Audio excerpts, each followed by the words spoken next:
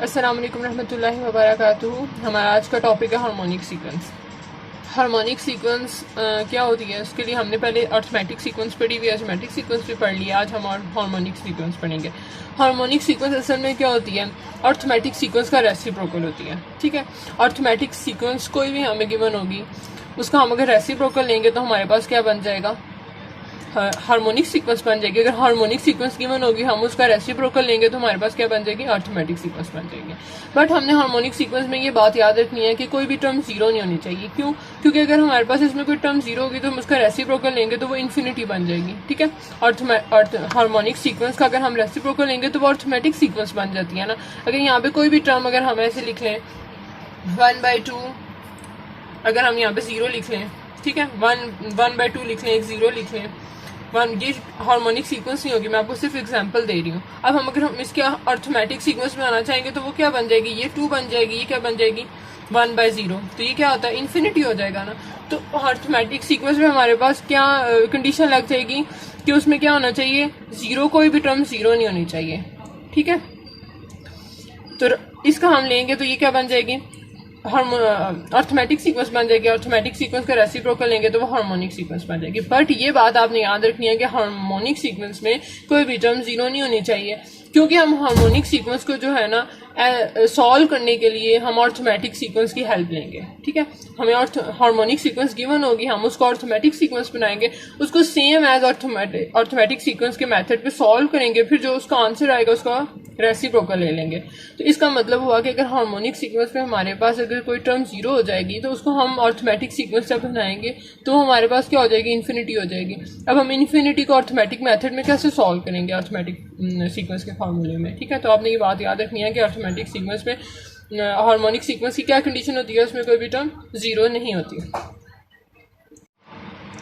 अब general formula harmonic sequence हमारे पास क्या होता है, देखिए सेम एज अर्थमेटिक सीक्वेंस वाला फार्मूला लिखा है। अगर आपने अर्थमेटिक सीक्वेंस वाली वीडियो नहीं देखी तो आप वो जाके पहले देख लें। इसके लिए हमारे पास क्या होता है, जैसे हमने अर्थमेटिक सीक्वेंस के लिए क्या किया था, हमारे पास टर्म्स आई थी। अगर हम इसको इसे लिखें a1 a+d a+2d,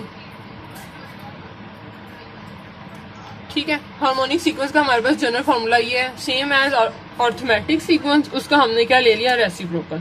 तो ये हमारे पास जनरल फार्मूला किसका बन गया, हार्मोनिक सीक्वेंस का। अब हमने ये फार्मूला कैसे निकाला है, इसको हम देख लेते हैं।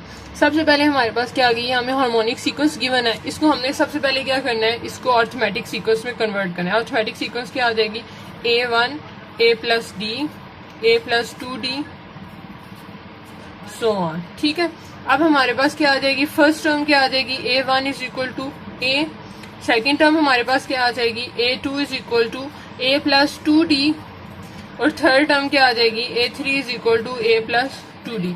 अब a एंड टर्म क्या आ जाएगी, a एज अ कांस्टेंट रहेगा, सबके साथ है। यहाँ पे देखिए 1 है और यहाँ पे क्या है, d क्या है 0, यहाँ पे n2 है, सॉरी d1 है, d यहाँ पे क्या है 1, n2 है, d1 है, n3 है, d2 है, तो इसका मतलब है n-1d। तो अब हमारे पास ये हार्मोन ये किसका फॉर्मूला निकला है, अर्थमेटिक सीक्वेंस का। इसी का रेसिप्रोकल लेंगे तो हमारे पास क्या आ जाएगा,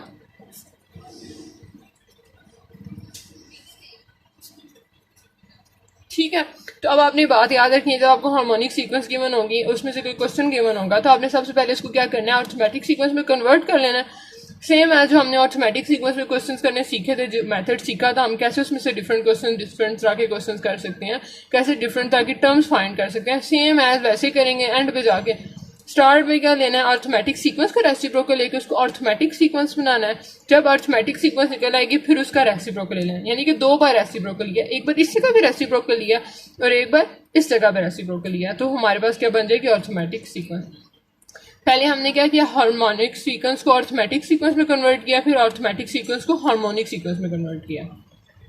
नेक्स्ट हमारे पास क्वेश्चन है, हमें हार्मोनिक सीक्वेंस गिवन है, हमने 18th टर्म फाइंड करनी है, यानी कि हमें n क्या गिवन है, 18। ठीक है, सबसे पहले हम क्या करेंगे, इसको अर्थमेटिक सीक्वेंस में कन्वर्ट करेंगे, रेसिप्रोकल ले लेंगे, 3 10 17 24 और 31। ठीक है, इसका a क्या आ जाएगा 3, d क्या आ जाएगा 7। ठीक है, D7 आ गया। अर्थमेटिक सीक्वेंस का फॉर्मूला यूज करेंगे, AN is equal to A plus N minus 1 D। AN हमने फाइंड करना है। A की जगह क्या आ जाएगा 3, N की जगह क्या आ जाएगा 18 माइनस 1 और D की जगह क्या आ जाएगा 7। AN is equal to 3 plus ये कितना आ जाएगा 17, 17 मल्टीप्लाई बाय 7, 17 मल्टीप्लाई बाय 7 कितना आ जाएगा 119। तो यहाँ पे 18 लिख दें तो 18 क्या आ जाएगा हमारे पास 21, 121, ठीक है 22, ठीक है 3 ऐड करेंगे तो 122 आ जाएगा। अब नेक्स्ट क्वेश्चन है हमारे पास हार्मोनिक सीक्वेंस हमें हमने बताना है कि ये कौन सी टर्म बन रही है, यानी कि हमने क्या फाइंड करना है n, ठीक है n फाइंड करना है। सबसे पहले हम क्या करेंगे इसको अर्थमेटिक सीक्वेंस में कन्वर्ट करेंगे। अर्थमेटिक सीक्वेंस का फॉर्मूला लिखेंगे, AN is equal to A plus AN हमें क्या गिवन है -77, A1 क्या गिवन है 4, N हमने फाइंड करना है और D इसका क्या आता है -3, ठीक है D इसका क्या आ रहा है -3, 1 -4 -3। सेकंड में से फर्स्ट टर्म को क्या करते हैं माइनस करते हैं, -2 -1 -3, ठीक है। तो यह अर्थमेटिक सीक्वेंस हमारे पास बन रही है। तो D की जगह क्या आ जाएगा -3 -77 -4 कितना बनता है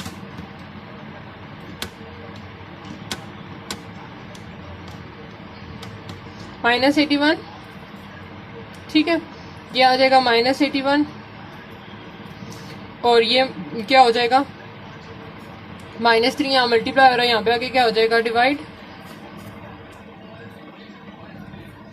81 डिवाइडेड बाय 3 और n -1, तो ये क्या आ जाएगा हमारे पास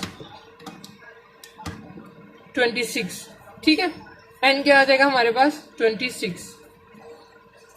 तो ये कौन सी टर्म बन रही है 26 वाली।